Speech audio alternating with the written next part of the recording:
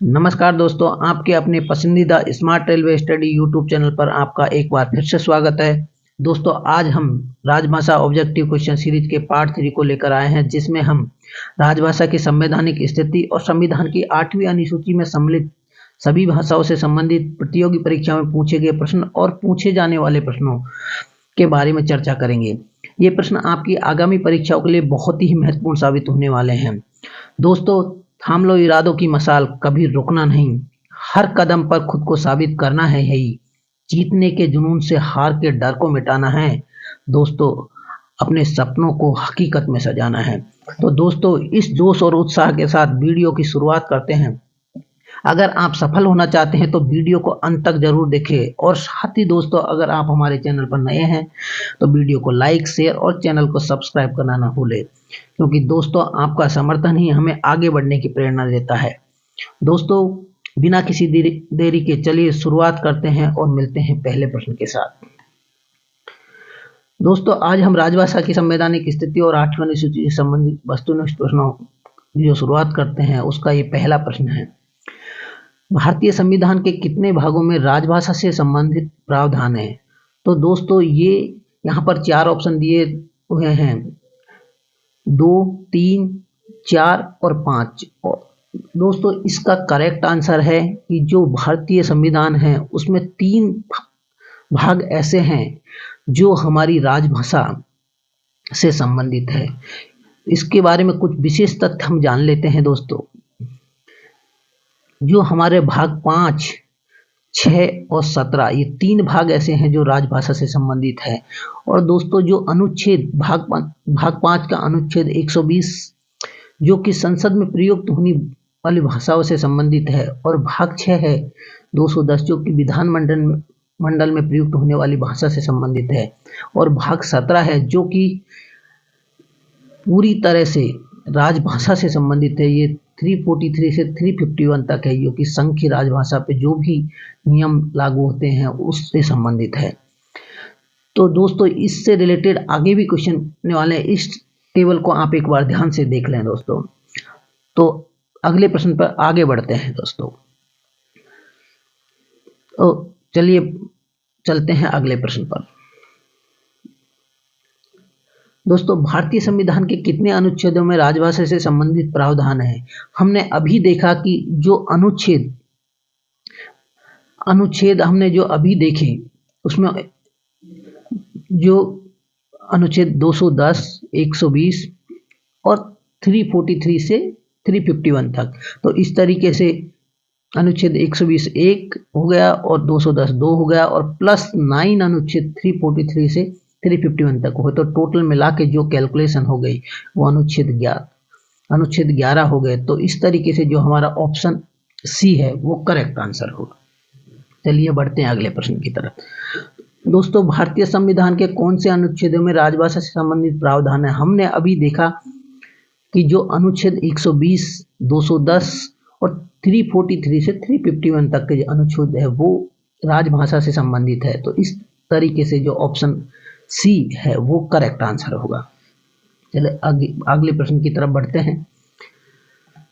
भारतीय संविधान के भाग 17 में कुल कितने अनुच्छेद है? दोस्तों, हमने अभी देखा कि जो अनुच्छेद हैं 343 से 351 तक, टोटल 9 अनुच्छेद है जो पार्ट 17 में सम्मिलित है। तो इस तरीके से जो ऑप्शन डी है वो करेक्ट आंसर होगा। दोस्तों, हम जो राजभाषा है कि जो पार्ट 17 है उसके बारे में कुछ विशेष तथ्य और जान लेते हैं, क्योंकि इस पर बहुत सारे प्रश्न पूछे जाते हैं। दोस्तों, भाग 17 है जो संविधान का, वो 343 से 351 तक के जो कुल 9 अनुच्छेद है उससे संबंधित है। जो 343 है वो संघ की राजभाषा से संबंधित है, और इसका एक सब पार्ट है 343 का फर्स्ट, ये राजभाषा। इसमें लिखा है कि जो संघ की राजभाषा है वो हिंदी होगी और उसकी लिपि देवनागरी होगी। 343 का जो पार्ट सब भाग 2 है उसमें लिखा हुआ है कि जो संविधान लागू होने से 15 वर्ष तक अंग्रेजी भाषा सरकारी कार्यों में पूर्ववत चलती रहेगी। इसका मतलब है कि हिंदी के साथ साथ अंग्रेजी में कार्य होता रहेगा। और 344 जो अनुच्छेद है उसमें राजभाषा आयोग के गठन से संबंधित प्रावधान है, साथ ही साथ संसद की समिति है उसके बारे में भी प्रावधान दिया गया है। दोस्तों 345, 346 और 346(7) ये इतने पूछे नहीं जाते हैं, लेकिन 348 है, ये बहुत बार पूछा जाता है। ये अनुच्छेद उच्चतम न्यायालय और उच्च न्यायालयों में जो भाषा प्रयोग की जाती है उसके बारे में संबंधित है। अनुच्छेद 349 भी इतना इम्पोर्टेंट नहीं है, लेकिन 350 है ये अनुच्छेद। इसमें प्राथमिक स्तर पर मातृत्व भाषा में जो शिक्षाएं दी जाती है वो 350 के पार्ट के में है, और 350 के पार्ट खे में जो अलग से जो अल्पसंख्यक वर्गों के लिए विशेष जो भाषा संबंधी प्रावधान किए जाते हैं उसके बारे में है। और सबसे इम्पोर्टेंट अनुच्छेद जो बहुत बार पूछा गया है 351, ये हिंदी भाषा के विकास के लिए इसमें निर्देश दिए गए हैं दोस्तों।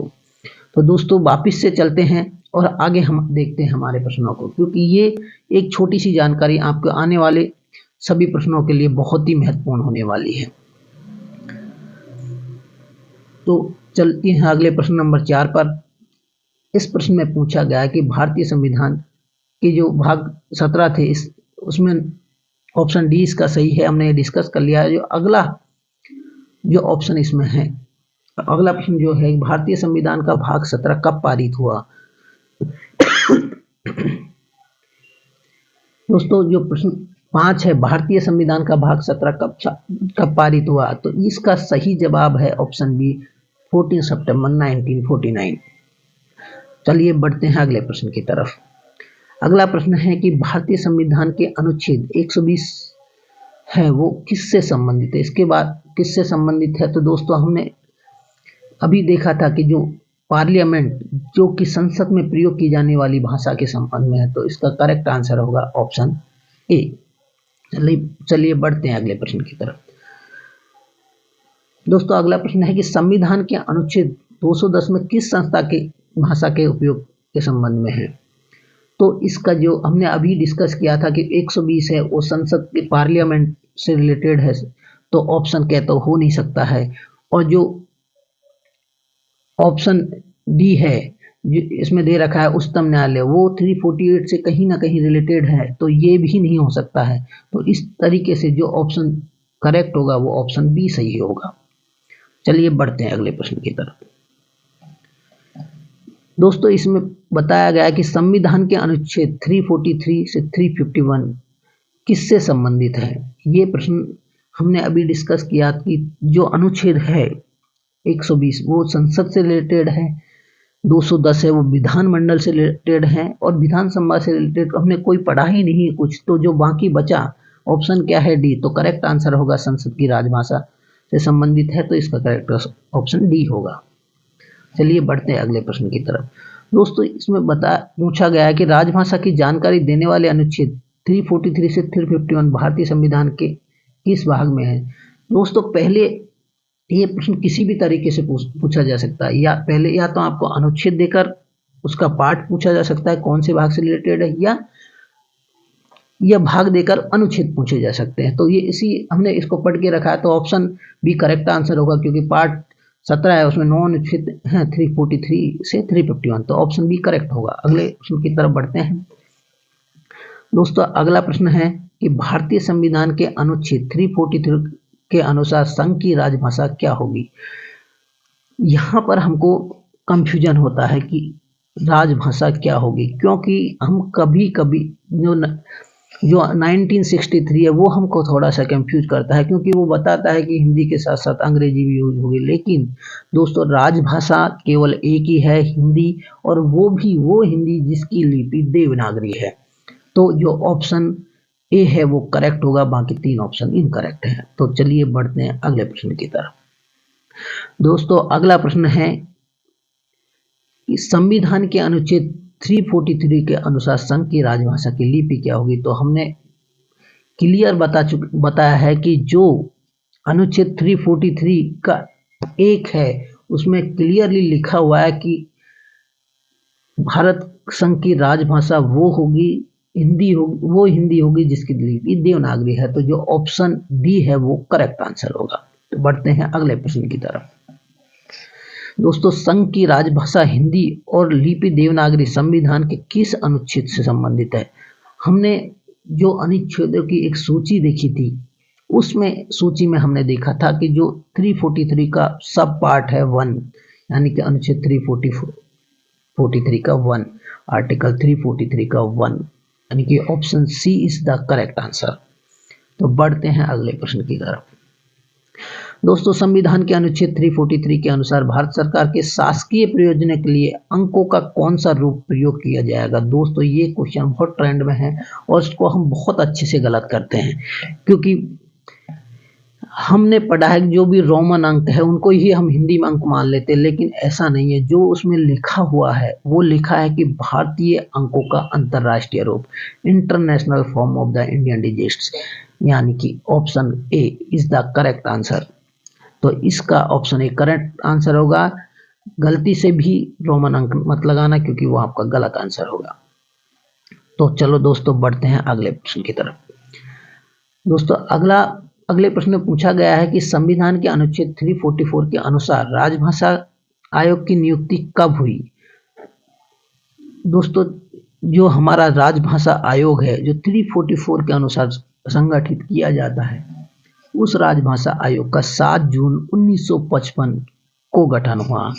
तो जो ऑप्शन डी है 1955, ये करेक्ट आंसर है। तो चलो अगले प्रश्न की तरफ बढ़ते हैं। दोस्तों, संविधान के अनुच्छेद 345 के अंतर्गत राज्यों की राजभाषा कौन निर्धारित करता है? तो इसका करेक्ट आंसर है दोस्तों राज्य सरकार। तो option A is the correct answer. चलो बढ़ते हैं अगले प्रश्न की तरफ।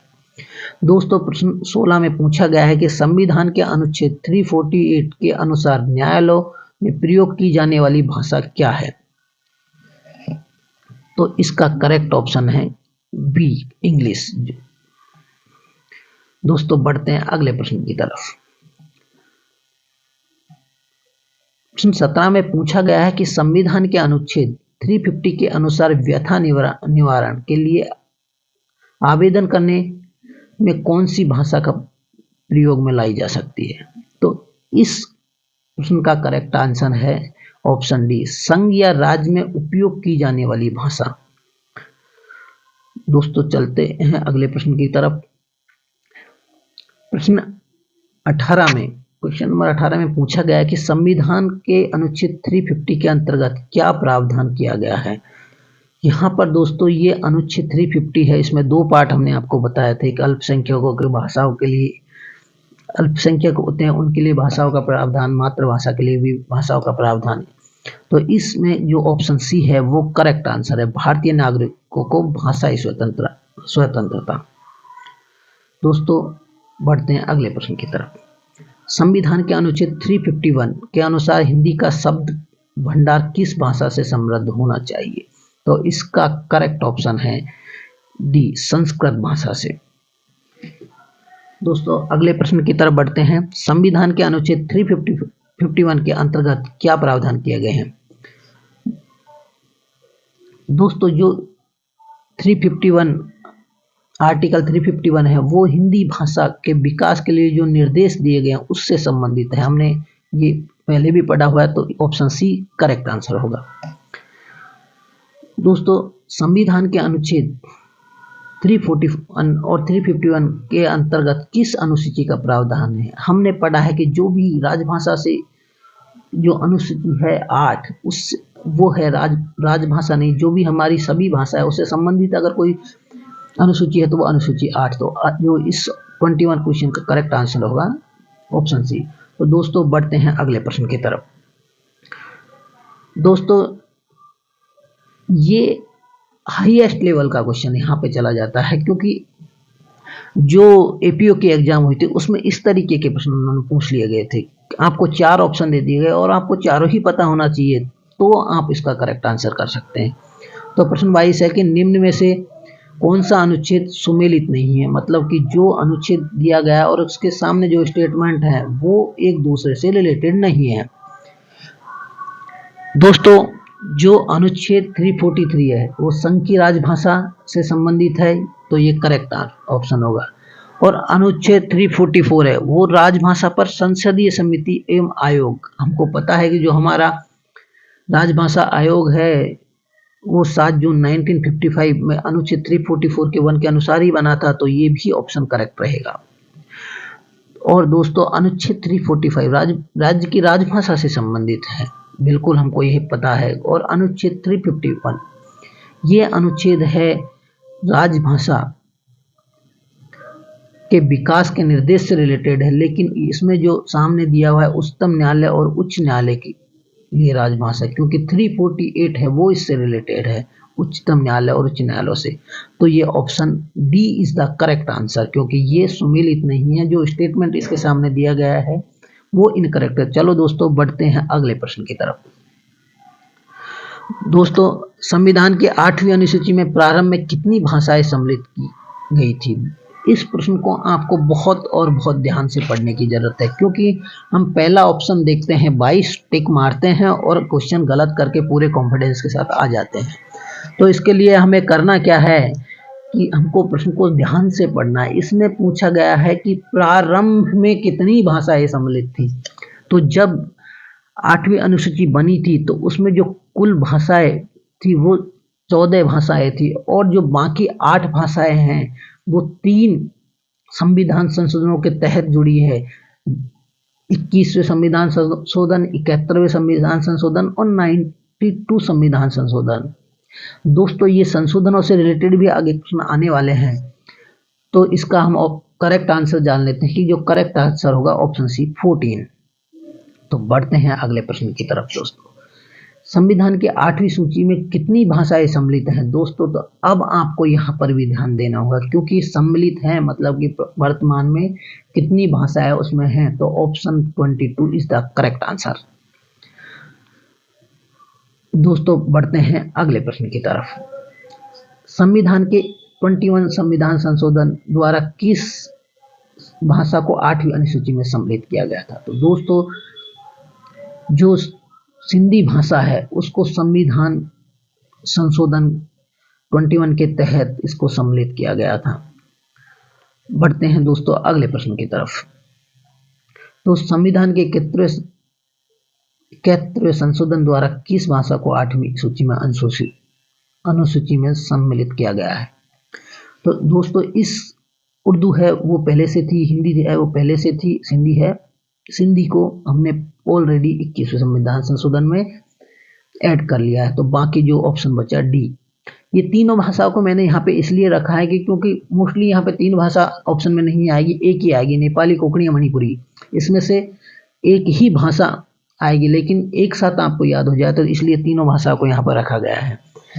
दोस्तों इसको याद रखने का एक बहुत ही अच्छा तरीका है कॉमन। को से कोंकणी, मैं से मणिपुरी, ने से नेपाली। तो option D is the correct answer. बढ़ते हैं अगले प्रश्न की तरफ। दोस्तों संविधान के 92वें संविधान संशोधन द्वारा किस भाषा को 8वीं अनुसूची में सम्मिलित किया गया? तो दोस्तों हिंदी ऑप्शन जो बी में दी है वो पहले से ही थी, सिंधी 21 के तहत जुड़ी और नेपाली 71 के तहत जुड़ी। तो जो बाकी भाषाएं बची 4 जो है वो करेक्ट आंसर हो, यानी कि ए इज द करेक्ट आंसर। इसको याद रखने का बढ़िया सा तरीका है बॉडमास। BO से बोडो, D से डोंगरी, M से मैथिली, S से संथाली। ये इस तरीके से आप इसको बॉडमास से याद कर सकते हैं। तो ए इज द करेक्ट आंसर। बढ़ते हैं अगले प्रश्न की तरफ। संविधान की 8वीं अनुसूची में सम्मिलित विदेशी भाषा कौन सी है? यहाँ पर बोडो, डोंगरी, अंग्रेजी और नेपाली। इसमें कंफ्यूजन ये होता है कि हम ये सोचने लगते हैं कि अंग्रेजी भी विदेशी भाषा है। दोस्तों अंग्रेजी विदेशी भाषा नहीं है, अंग्रेजी को हम विदेशी भाषा नहीं मान के चल रहे, क्योंकि ये हमारे संविधान में 15 वर्षों तक लगातार थी और उसके बाद भी इसे सहभाषा का दर्जा दिया गया है। तो जो विदेशी भाषा है नेपाली एकमात्र ऐसी भाषा है जो कि संविधान के 8वीं अनुसूची में सम्मिलित की गई है। तो यहाँ पे करेक्ट ऑप्शन होगा डी। तो बढ़ते हैं अगले प्रश्न की तरफ। दोस्तों संविधान की 8वीं अनुसूची में सिंधी को कब शामिल किया गया? तो हमने ये तो जान लिया कि वो 21वें संविधान संशोधन में इसको शामिल किया गया, लेकिन दोस्तों जो 21वां संविधान संशोधन हुआ था वो 1967 में हुआ था। तो जो करेक्ट ऑप्शन है वो डी है। तो दोस्तों बढ़ते हैं अगले प्रश्न की तरफ। दोस्तों कोंकणी, मणिपुरी, नेपाली भाषाओं को 8वीं अनुसूची में कब शामिल किया गया? दोस्तों हमने ये पहले ही जान लिया था, कॉमन 71 संविधान संशोधन सम्मिलित है, लेकिन ये संविधान संशोधन 1992 में किया गया था। तो करेक्ट ऑप्शन होगा ए। दोस्तों बोडो, डोंगरी, मैथिली और संताली भाषाओं को 8वीं अनुसूची में कब शामिल किया गया? तो ये 31 क्वेश्चन का करेक्ट आंसर होगा 2003, क्योंकि जो 92वां संविधान संशोधन हुआ था जो हमने पहले देख चुके हैं वो 2003 में हुआ था। तो करेक्ट ऑप्शन होगा बी। दोस्तों बढ़ते हैं अगले प्रश्न की तरफ। दोस्तों ये वाला क्वेश्चन भी बहुत ट्रेंड में है, तो इसके लिए आपको करना क्या होगा कि आपको पूरी की पूरी 22 भाषा है याद करनी होगी। ये और अगला प्रश्न ऐसा ही रहेगा। इनमें से कौन सी भाषा देवनागरी लिपि में नहीं है? हिंदी देवनागरी में है, संस्कृत देवनागरी में, मराठी भी देवनागरी में लिखी जाती है, लेकिन जो गुजराती है वो देवनागरी में नहीं लिखी जाती, इसको लिखने की अलग लिपि दी गई है। दोस्तों बढ़ते हैं अगले प्रश्न की तरफ। ये अगले प्रश्न में पूछा गया कि भारतीय संविधान की 8वीं अनुसूची में कौन सी भाषा सम्मिलित नहीं है? इसके लिए आपको 22 भाषाएं याद होनी चाहिए, 14 + 8 तो मैंने आपको याद करवा दी है, क्योंकि जो सिंधी है वो 21वें संविधान संशोधन में जुड़ी है। कोंकणी के साथ कॉमन को हम यूज कर सकते हैं, कोंकणी, मणिपुरी, नेपाली, तो वो भी उसमें जुड़ी है। उर्दू पहले से ही है। तो जो बची भाषा क्या है? ऑप्शन डी ब्रज भाषा। ये ब्रज भाषा है, ये संविधान की 8वीं सूची में नहीं है। तो option D is the correct answer. तो दोस्तों बढ़ते हैं अगले प्रश्न की तरफ। अगले प्रश्न में भी यही इसी तरीका का प्रश्न है। इसमें पूछा गया है कि भारतीय संविधान की 8वीं अनुसूची में कौन सी भाषा सम्मिलित नहीं है? डोंगरी है, तो इसको हमने बोर्ड में याद किया था कि बोडो, डोंगरी, मैथिली, संताली, जो कि हमारे संविधान संशोधन 92 के तहत 2003 में जुड़ी थी। तो ये करेक्ट आंसर होगा। संस्कृत पहले से थी और नेपाली को हमने 71 में जोड़ लिया था, 71 संविधान संशोधन में। तो बची भाषा क्या है? भोजपुरी। ये संविधान की 8वीं सूची में नहीं है। तो option D is the correct answer. दोस्तों ये सबसे कंफ्यूजिंग क्वेश्चन है, क्योंकि हम ये मान के चलते हैं कि अंग्रेजी भाषा भी संविधान की 8वीं सूची में होगी, क्योंकि ये भाषा 15 वर्षों तक इसके लिए प्रावधान किया गया था 1963 में। लेकिन दोस्तों ये भाषा सह भाषा के रूप में से दर्ज है। ये भाषा हमारी 8वीं अनुसूची के अंदर नहीं है। तो जो 35वां क्वेश्चन पूछा गया है कि भारतीय संविधान के 8वीं सूची में कौन सी भाषा सम्मिलित नहीं है, तो इसका ऑप्शन होगा D is the correct answer. अंग्रेजी सह भाषा के रूप में, ये भाषा के रूप में वो नहीं है। दोस्तों मुझे आशा करता हूँ कि इस वीडियो में आपको दी गई जानकारी बहुत अच्छी लगी होगी, और इस सीरीज के 1 या 2 पार्ट में मैं पूरी सीरीज खत्म कर दूंगा। और इस सीरीज को देखने के बाद मैं दावा करता हूं कि शायद ही कोई ऐसा क्वेश्चन होगा जो आप राजभाषा से रिलेटेड और कर नहीं पाओ। दोस्तों वीडियो को देखने के लिए धन्यवाद। Thank you for watching.